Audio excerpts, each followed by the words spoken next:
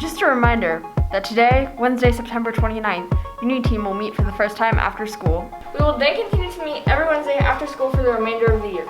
Unity Team is an after-school group that welcomes students of all genders and sexualities.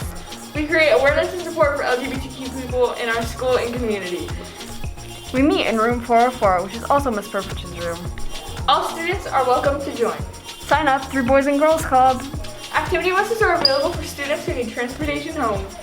You can only ride the activity bus if you sign up through Boys and Girls Club. In order to do both of those things, please visit the link posted in your Community Connections Google Classroom, our Rowe Middle School Big Link, or on our Rowe Middle School website.